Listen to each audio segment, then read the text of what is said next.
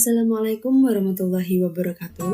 Perkenalkan, saya Salma Widiawati dari Program Studi Sastra Indonesia Universitas 11 Maret Surakarta.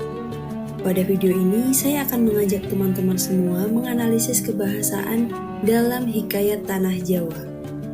Analisis kebahasaan Hikayat Tanah Jawa dalam video ini dibuat untuk memenuhi ujian tengah semester mata kuliah Bahasa Naskah yang diampu oleh Profesor Dr. Istadianta, MS.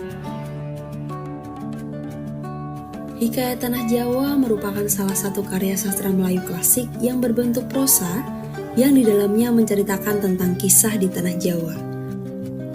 Untuk memberikan pandangan umum tentang kebahasaan naskah yang digunakan pada hikayat ini, saya akan terlebih dahulu membacakan isi Hikayat Tanah Jawa dari halaman 1 sampai halaman 2.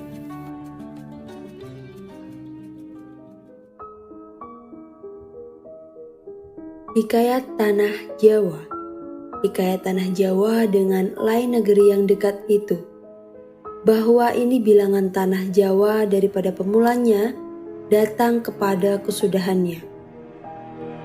Daripada sebab bebal dan hina fakir yang dhaif ini duduk di dalam masyghulnya kepada 22 bulan Sya'ban dan kepada tahun Alif dan kepada hari Ahad.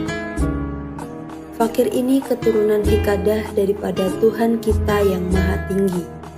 Maka menjadi hati fakir ini terlalu amat terang daripada mematut dan mengarang segala bicara ia di dalam tanah Jawa ini. Maka menjadi bersalinlah nama fakir yang hina dengan nama Pujangga Sarpa Dewa itu. Maka dapatlah hamba patut dan hamba bicarakan segala hal ihwal yang dahulu kala di dalam tanah Jawa ini, daripada pertamanya datang kepada kesudahannya, daripada mengetahui nama segala tanah Jawa dan nama segala anak raja-rajanya, istimewa segala orang yang kuasa-kuasa di dalam tanah Jawa ini. Maka adalah tersebut di dalam surat ini. Maka hendaklah tuan-tuan sekalian bicarakan kepada perbedaannya dari pertemuannya tanah Jawa dengan tanah yang lainnya, akan supaya kita ketahui berapa ada muslihat dan tipu daya di dalamnya. Maka segalanya raja-raja yang amat berakal serta dengan arif bijaksananya, istimewa segala menteri dan segala hulu balang yang arif, akan mengetahui segala bicara yang amat indah-indah itu. Maka diambilnya daripada permulanya.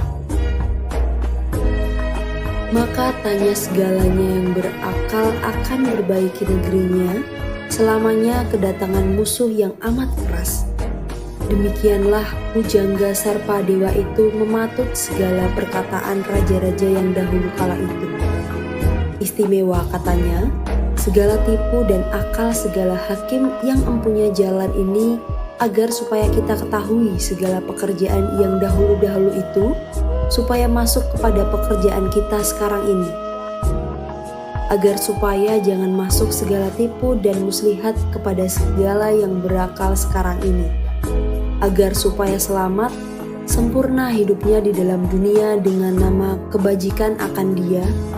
Demikianlah pertamanya. Adapun segala tanah Jawa itu sekaliannya habis menghadap ke timur laut negerinya. Adapun akan tanah Jawa itu, Blambangan, karena ia tempat lahir Sunan Ratu di Giri Kedaton, dan lagi pun Blambangan itu tiada boleh diperintah oleh kepada kitab, melainkan kepada Majusi jua yang dapat memerintah dia, karena sudah kena sumpah Sunan Ratu. Adapun akan telinganya kedua tanah Jawa itu, maka yaitu Demang dan Lubawang. Adapun akan matanya kedua tanah Jawa itu, Naungan dan Bangir. Adapun akan hidungnya tanah Jawa itu, maka yaitu Rajanyas.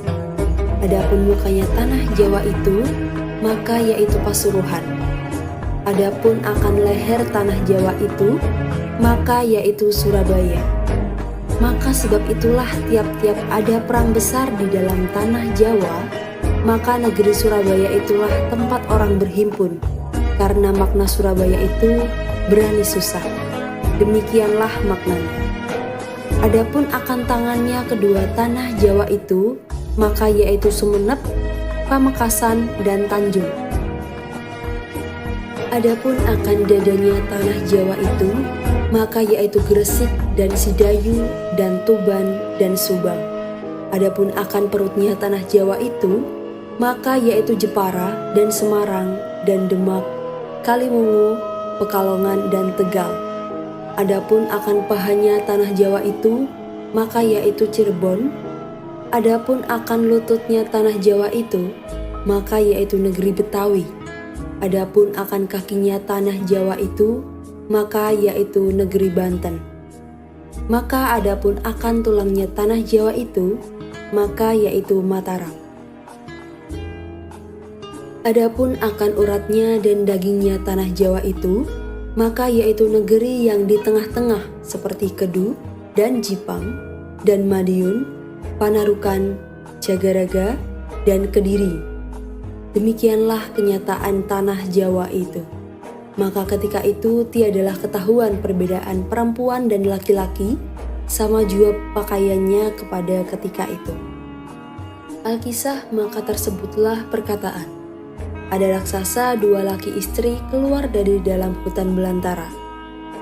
Maka ia masuk ke dalam negeri yang bernama Pajang. Di sanalah dia menjadikan dirinya raja, memerintahkan di dalam negeri Pajang. Maka dinamainya dirinya Ratu Boko namanya. Adapun akan Ratu Boko itu 40 orang manusia. Demikiannya kepada sehari-hari ia dua laki istri. Demikianlah pekerjaan-pekerjaannya Raja Boko itu di dalam pekerjaannya yang sehari-hari juga ia memakan orang. Maka sampailah 7 tahun lamanya Raja Boko di dalam kerajaannya itu. Maka segala rakyatnya pun terlalu amat susah. Maka takdir Allah Ta'ala, maka ada seorang bernama Sijaya, anak orang Keluron. Maka kepada suatu malam, maka ia pikir jikalau demikian halnya rajaku ini, niscaya habislah orang di dalam negeri ini. Demikian dan aku pun kelak dimakannya juga. Akhirnya, setelah sudah ia berpikir demikian itu, maka kepada siang harinya, maka si Jaya pun mencari tumpangan orang yang berlayar ke negeri Keling. Begitulah isi hikayat Tanah Jawa pada halaman 1 dan 2. Maka selanjutnya saya akan memaparkan daftar kata-kata sukar yang ditemui dalam hikayat tersebut yang hampir tidak digunakan lagi dalam percakapan sehari-hari pada saat ini. Kata yang pertama yaitu bebal, yang berarti bodoh, kemudian mematut, yang berarti mengenakan sesuatu supaya elok. Yang ketiga adalah kata patut, yang berarti layak, kemudian ahwal, berarti keadaan, pertemuan berarti persamaan, muslihat atau daya upaya, hulu balang yaitu orang yang memimpin pasukan askar, kemudian berbaiki yaitu membaiki, majusi yaitu golongan yang menyembah api, dan keluron yaitu artinya gugur dalam kandungan. Demikian yang dapat saya sampaikan, semoga video ini dapat diambil manfaatnya. Sekian. Wassalamualaikum warahmatullahi wabarakatuh.